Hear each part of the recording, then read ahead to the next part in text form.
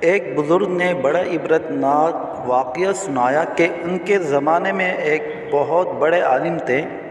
جب ان کا انتقال ہو گیا تو اس عالم کے انتقال کے بعد ان کے کسی شاگرد نے ان کو خواب میں دیکھا کہ برہنہ جسم کے ساتھ ایک چٹیل میدان میں دوپہر کی سخت گرمی سے بے چین اور پریشان ہو کر ادھر ادھر دوڑ رہے ہیں، بے قرار اور بے چین ہیں۔ اس شاگرد نے ان سے پوچھا کہ حضرت، آپ نے تو ساری زندگی اطاعت اور عبادات میں گزاری، مخلوق کی اصلاح اور تربیت میں گزاری، کیا ان میں سے کوئی عبادت قبول نہیں ہوئی؟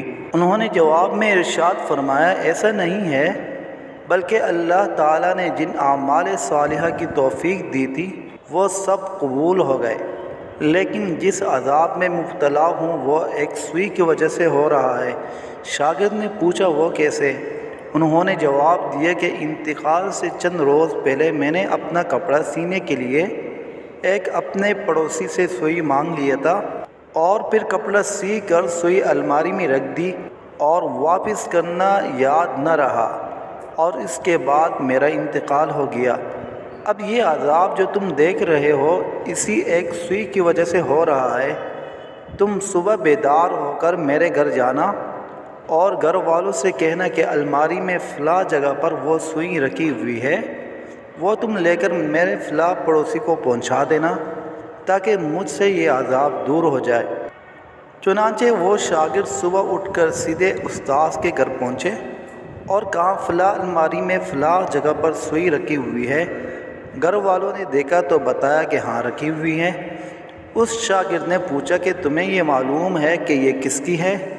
انہوں نے بتایا کہ ہاں، مرحوم فلاں پڑوسی سے لائے تھے، اور ہم نے سوچا کہ ذرا آنے جانے والوں کا سلسلہ ختم ہو تو یہ سوئی ان کو واپس کر دیں گے۔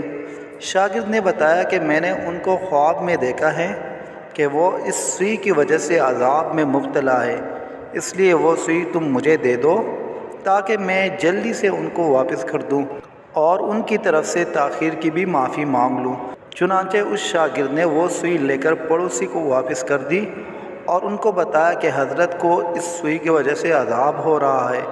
وہ پڑوسی بھی یہ سن کر رونے لگا کہ کتنی معمولی سی چیز کی وجہ سے ان کو عذاب ہو رہا ہے، میں نے اللہ کے لیے ان کو معاف کر دیا، یا اللہ آپ بھی اپنی رحمت سے ان کو معاف فرما دے اور ان کا عذاب دور فرما دے۔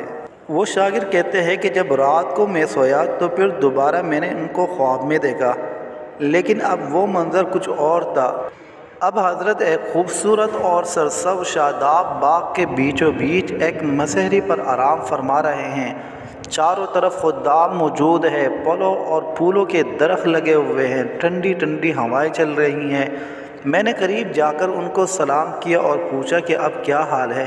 انہوں نے جواب میں فرمایا کہ جس وقت تم نے پڑوسی کو سوئی پہنچائی اور اس نے یہ کہا کہ میں اللہ کے لیے معاف کرتا ہوں، بس اسی لمحے میرے عذاب ٹل گیا، اور جو نعمتیں تم دیکھ رہے ہو یہ اللہ نے اپنے فضل کرم سے اپنے دین کی خدمت کی جو توفیق عطا فرمائی تھی اس کا صلہ ہے۔